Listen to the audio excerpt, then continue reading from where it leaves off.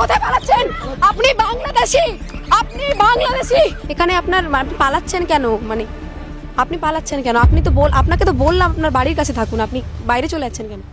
আমাদের কাছে খবর আছে যে এখানে আপনারা বাংলাদেশ থেকে এসেছেন। এইসব রিপাবলিক বাংলার হচ্ছে ছোট ভাই, তো এদেরকেও স্পষ্ট ভাষায় বলতে চাই, মানে খুঁজতে বেরিয়েছে নিউ টাউনে খুব ভালো, মেটিয়াপুরে ভুল করে ঢুকে যেও না, তাহলে কিন্তু মিডিয়াগিরি ছেড়ে যাবে। মিডিয়াদেরকে আমরা সম্মান করি, চতুর্থ স্তম্ভ, কিন্তু মিডিয়ার নাম করে বিজেপির দালালি করা আর বিজেপির টাকা খেয়ে চামচাগিরি করে মুসলিম অধ্যুষিত এলাকাতে গিয়ে সেখানে লেবাররা দিনমজুরের কাজ করে, তারা সকালবেলা চলে যায়, সন্ধে শেষে বাড়ি ফিরে আসে 200-500 টাকা ইনকামের জন্য, আর সেখানে রোহিঙ্গা খুঁজতে গিয়ে এই মুসলিমদেরকে টার্গেট করা আর মাইনরিটিদের টার্গেট করা, এই যে যত বিজেপির দালাল মিডিয়া আছে, আগামী দিনে এই সব দালাল মিডিয়া খেদাও আন্দোলন চালু করবে জনগণ। তখন কিন্তু এই মিডিয়াদেরকে মানুষ মিডিয়া বলে মারবে না, এদেরকে বিজেপির দালাল হিসেবে মারা হবে। মেটিয়াবুরুজের এমন অনেক এলাকা রয়েছে যেখানে একটা পুরো হোল্ডিং নাম্বারে নাম চলে গিয়েছে, অথচ তারা 2000 সালেতে ভোট দিয়েছিল, তার তথ্য প্রমাণ আছে। 2002-এর নাম উধাও হয়ে গিয়েছে এবং 2002-এর পরেতেও তাদের নাম আছে।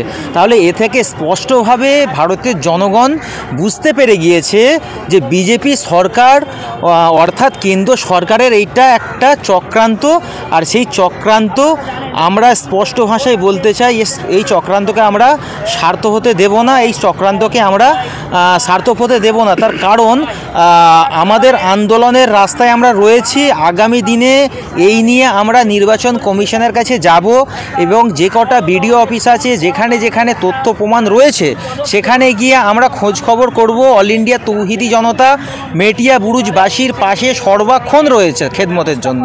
এতে যদি নির্বাচন কমিশন ঘেরাও করে আন্দোলন করতে হয়, আমরা সেটাও করতে রাজি আছি। 2002-তে ইচ্ছাকৃতভাবে মুসলিম অধ্যুষিত এলাকাকে টার্গেট করে 2002 সালের নামকে বাদ দেওয়ার যে চক্রান্ত আছে, এই চক্রান্ত কিন্তু বিজেপি সরকারের ভেস্তে যাবে।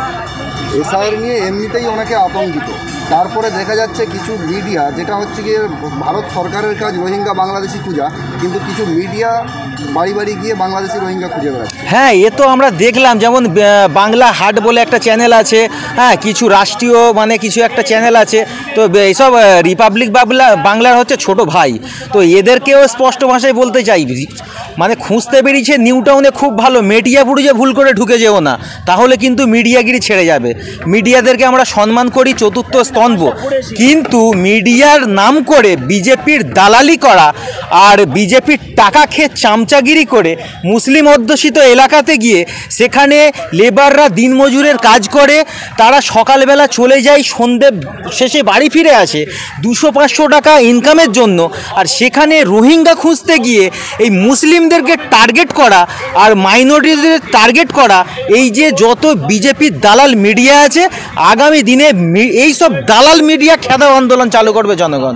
তখন কিন্তু এই মিডিয়াদেরকে মানুষ মিডিয়া বলে মারবে না, এদেরকে বিজেপির দালাল হিসেবে মারা হবে।